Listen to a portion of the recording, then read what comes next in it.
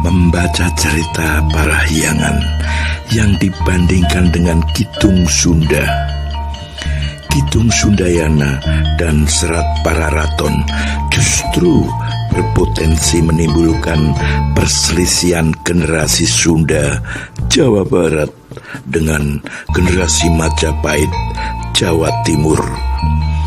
Sejak masa penulisan pada abad ke-16 hingga sekarang, potensi kebencian masyarakat Jawa Barat atau Jawa Timur kepada leluhurnya sendiri.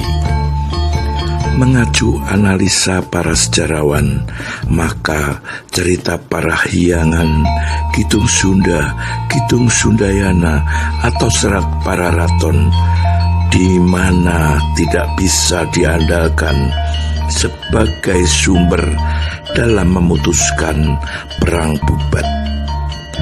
Naskah-naskah tersebut cenderung sebagai fiksi sejarah yang diduga syarat dengan kepentingan politik dari kaum kolonialis.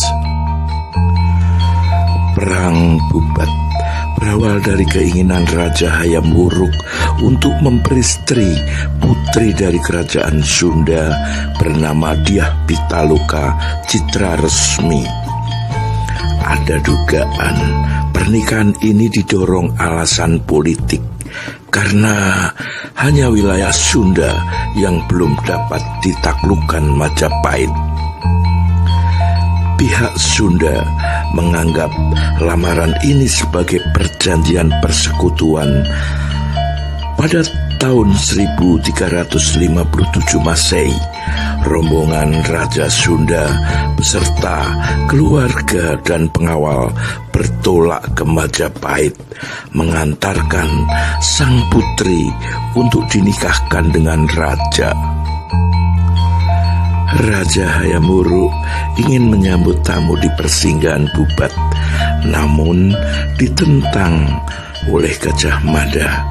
Menurut Gajah Mada, tidaklah pantas seorang raja dari kerajaan besar menyambut rombongan dengan mendatangi di persinggahan Bubat. Hal itu dipandang merendahkan harkat dan martabat kerajaan Majapahit. Karena tidak kunjung disambut, raja dari kerajaan Sunda mengirimkan Patih Anepaken menemui pihak Majapahit ke ibu kota. Kedatangan Patih Anepaken beserta rombongan disambut oleh Gajah Mada. Disinilah konflik mulai terjadi. Gajah Mada meminta agar penyerahan putri Dyah Pitaloka Citra Resmi merupakan tanda takluk kerajaan Sunda terhadap Majapahit.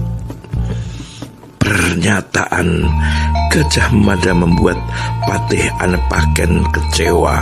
Akhirnya kembali ke persinggahan Bubat.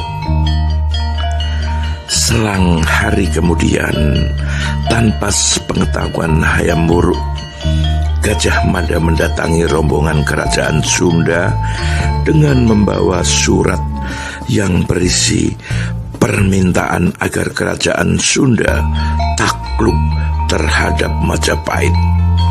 Tentu saja hal itu memicu kemarahan kerajaan Sunda. Maka terjadilah konflik hingga peperangan yang sangat besar antara rombongan dari kerajaan Sunda dengan pasukan Majapahit. Perbedaan kekuatan dari kerajaan Sunda dengan kerajaan Majapahit membuat kerajaan Sunda kewalahan dan dikalahkan kerajaan Majapahit. Raja kerajaan Sunda gugur dalam peperangan. Melihat para prajurit gugur, para istri dari prajurit-prajurit akhirnya melakukan aksi balapati atau bunuh diri tak terkecuali Putri Dyah Pitaloka Citra Resmi. Benarkah Dyah Pitaloka benar-benar bunuh diri untuk bela Pati? Atau Muksa? Ikuti versi yang selanjutnya.